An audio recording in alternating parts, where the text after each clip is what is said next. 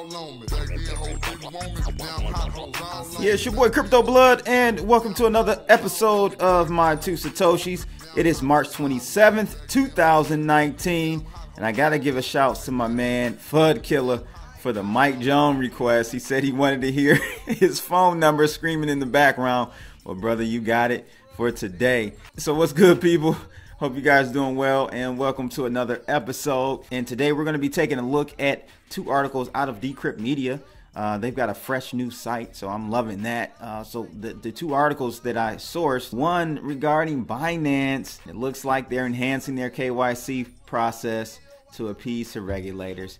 You know what? It's the same story, maybe told slightly differently. These companies get too big, and it always happens. They hit a ceiling, and if they want to grow any further than that, if they want to make more money, if they want to be more successful, they've got to succumb to the traditional, or what we call, legacy system. So here we go. Binance is doing that. They've announced a partnership with the Silicon Valley firm, and this partnership is to help beef up compliance efforts. So here we go. We're going to take a look at that article. And then the second one is about this Galaxy Samsung S10. It's finally shipped. A lot of people have gotten them. You know, there was all this buzz about the cryptocurrency wallet. Well, good news is it's available for people in Germany, Korea, and the US. But there are a few countries that it's not available in. So we're going to take a look at that and see if we can figure out why they have decided not to allow those countries to have the crypto app. But first, let's go ahead and take a look at that market cap. We are currently at $142 billion, a bump up from yesterday and over the weekend as well. If I click on this chart, we can take a look at that. Boom. Looks like we jumped back above this level that I was referring to, guys, as a critical area, but it looks like we bounced above it, and I was wrong. I thought we would see a test. If I zoom out here, I thought we would see a test of the 134.35 area, and I don't think we got there. 137 looks to be the lowest we reached. So that, you know, that could be a possible good piece of news there, especially seeing that we're above the last high as far as market cap goes of 141.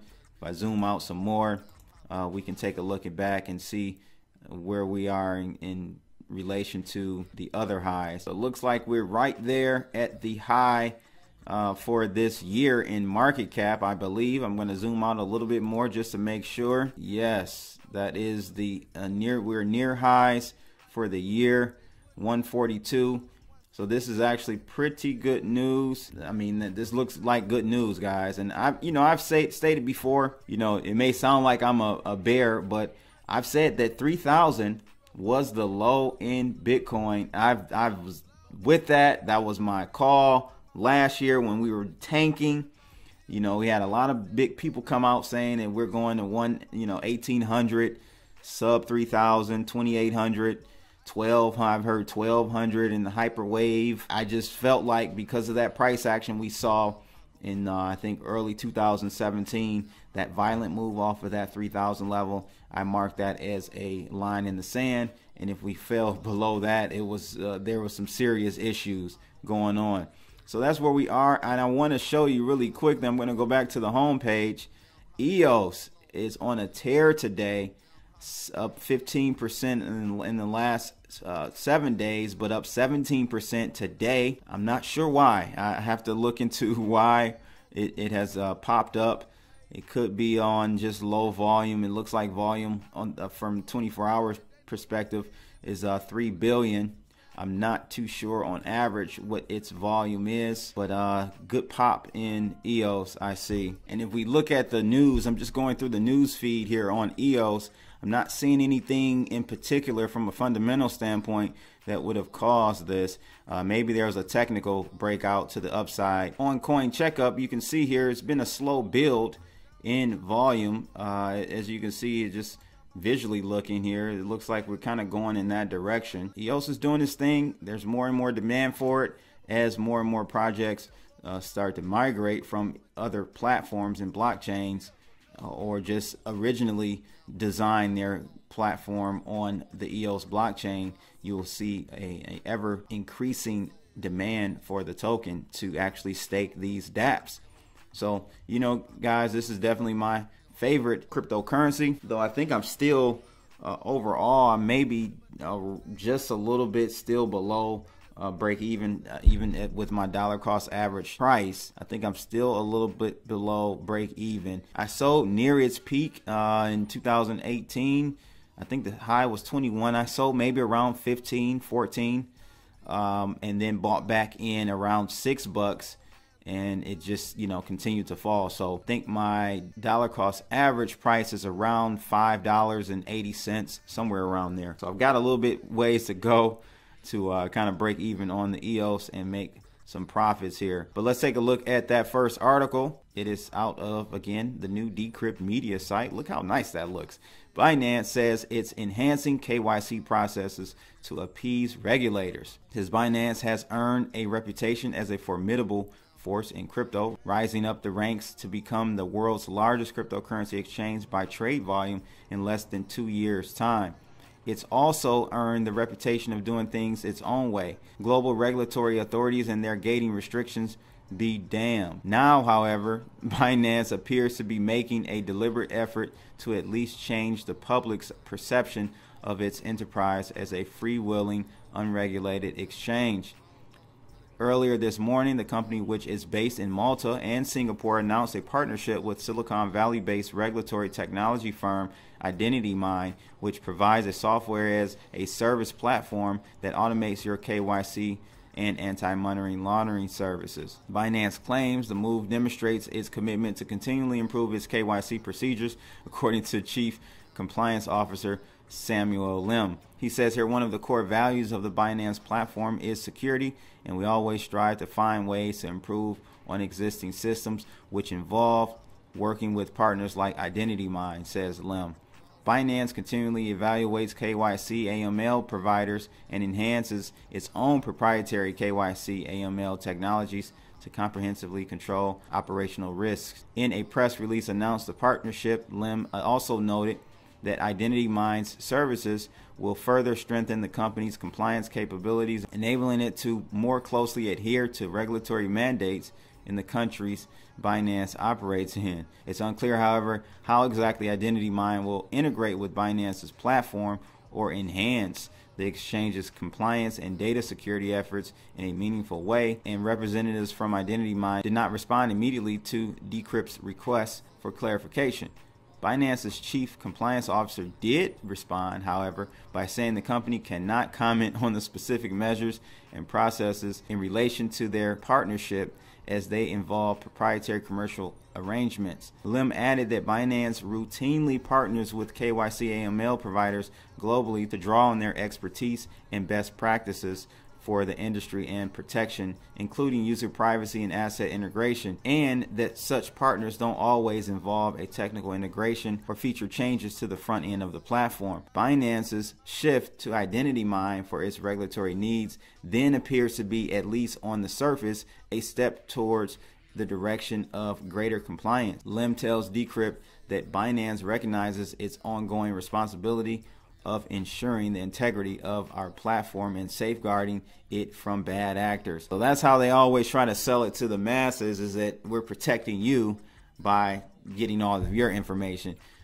So it's just interesting to see this happen with Binance. You guys may, if you got some bags over there on Binance, you just might want to start moving them to your private wallets, because I know a lot of you guys still keep a lot of cryptos on those exchanges. Binance is a pretty safe one. I would say if I had to pick an exchange, it would be Binance. I don't like Coinbase, but Coinbase is also pretty reputable and their security is very tight. But a lot of people use Binance because of the loosely KYC practices they offered. But hey, that looks like it's changing. So definitely, guys, you want to get all your ducks in a row for any changes they make in the future here regarding KYC. Just want to give you guys a heads up on that. The second article is about that Samsung Galaxy S10. I'm an Android fan myself, but it says here the cryptocurrency wallet is AWOL in a couple of countries. It says Germany and Korea and the US are able to use its crypto features for now. But let's take a look at the details on this article. It says here the Samsung's Galaxy S10 has finally landed on the doorsteps of crypto junkies across the world, but many have been left disappointed.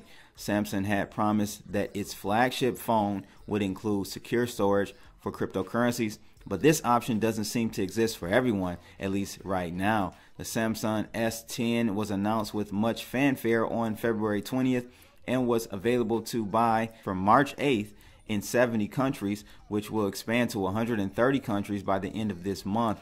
But many buyers across the world have been left confused and disappointed when they discovered that its inbuilt cryptocurrency features are supported in just 3 countries. Samsung kept the details of the S10's crypto wallet scant. A single line in the press release confirmed it would include secure storage for private keys used to make cryptocurrency transactions. The South Korea mobile maker also promised a standalone app for making use of this function called Blockchain Key Store.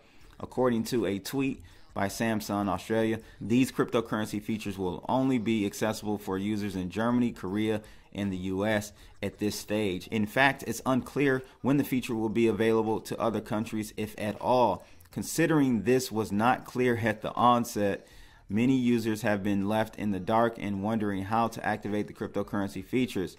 It appears that you can make the security setting appear and get the app by downloading 2 installs from APK Mirror, a site for Android downloads. However, for most users, a message appears that it cannot connect to the server and the app doesn't progress past an introduction message. If you do happen to live in Germany, Korea, or the US, the secure storage can be accessed by going into the phone setting and looking at the biometric and security section. The Blockchain Key Store app can be downloaded from the Android Play Store. But if you live in one of the countries where the features are as of yet unsupported and paid $900 for an anticipation of them, their absence is likely to be a blow. So let's hope Samsung gets its act together and rolls out the features worldwide.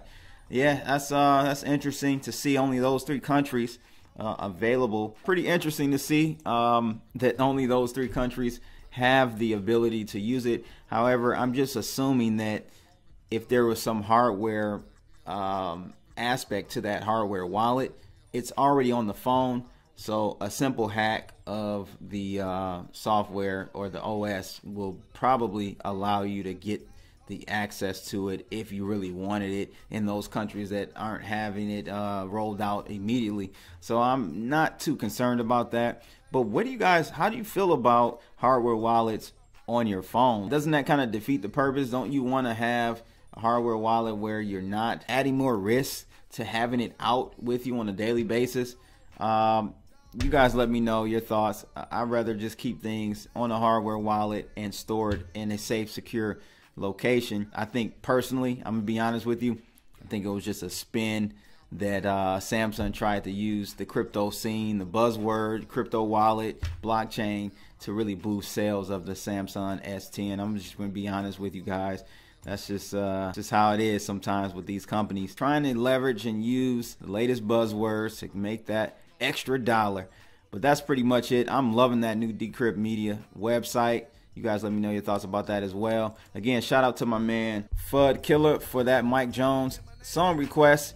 It's your boy Crypto Blood, and make sure you guys like, share, and subscribe. Click that bell when you do subscribe. I'm out of here, people. Holla.